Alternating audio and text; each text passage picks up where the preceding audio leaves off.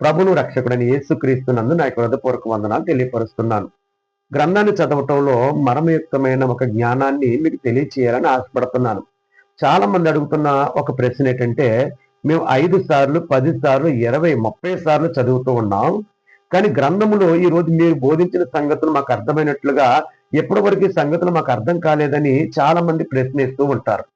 నేను అడుగుతున్నాను ఒక విషయాన్ని, గ్రంథాన్ని చదువుతున్నప్పుడు ఏ మనసుతో మీరు చదువుతున్నారు? కథల పుస్తకంగా దీన్ని చదువుతున్నారా?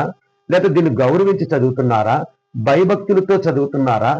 లేక ప్రార్థనా పూర్వకంగా చదువుతున్నారా? ఎలా చదవకపోతే గ్రంథములో ఉన్న సంగతులు అర్థం కాదు. గ్రంథాన్ని గౌరవించి చదవటం ఏంటండి అని ఒక ప్రశ్న మీకు రావచ్చు. ఓ గొప్ప సేవకుడు చెప్పిన ఒక విషయము, గ్రంథం చెబుతున్న ఒక విషయము దగ్గర పెట్టండి. గొప్ప సేవకుడు చెబుతున్న విషయం గ్రంథానికి సరిపోలేదనుకోండి, ఆ సేవకుడు చెప్పింది కరెక్ట్ కాదు అని మీరు నమ్మినప్పుడే గ్రంథాన్ని గౌరవించేవారు అవుతారు. ఈరోజు మనుషుల మీద ఉన్న నమ్మకం ఏదైతే ఉందో గ్రంథం మీద లేకుండా పోవటాన్ని బట్టే గ్రంథములో దేవుని సంకల్పం చాలా మందికి అర్థం కావట్లేదు. దావీదు మహాశయుడు 119వ కీర్తన 18వ వచనంలో అంటాడు, నీ ధర్మశాస్త్రమందు ఆశ్చర్యకరమైన సంగతులు నేను గ్రహించినట్లు చూచినట్లు నా కన్నులను తెరవుము.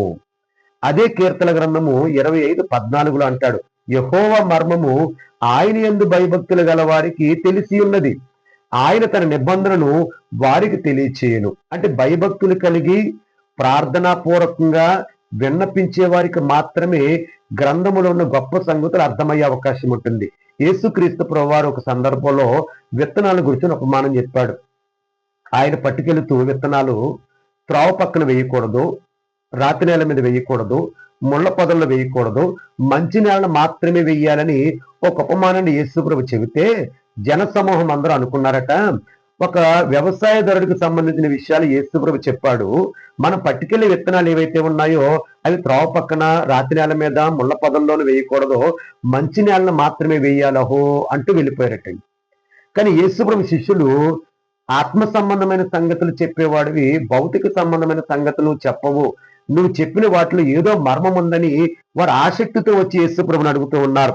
లూకా సువార్త 8వ అధ్యాయము 9వ వచనంలో ఆయన శిష్యులు ఉపమాన భావం ఏమిటని ఆయన అడగగా, దేవుని రాజ్య మర్మములు ఎరుగుట మీకు అనుగ్రహింపబడి ఉన్నది, ఇతరులైతే చూచియు చూడకయు వినియు గ్రహించకు ఉండినట్లు వారికి ఉపమాన రీతిగా బోధింపబడుతున్నదని చెప్పాను. ఇక్కడ దీని అర్థం ఏంటంటే, ఎవరికైతే గ్రంథం మీద ఆసక్తి ఉంటుందో, దేవుని యందు భయభక్తులు కలిగి ఉంటారో, తెలుసుకోవాలని తపన ఉంటుందో వారికి గ్రంథములో ఉన్న మర్మయుక్తమైన సంగతులు అర్థమవుతాయి తప్ప అందరికీ అర్థమయ్యేది కాదు. కానీ గ్రంథాన్ని చదువుతున్నప్పుడు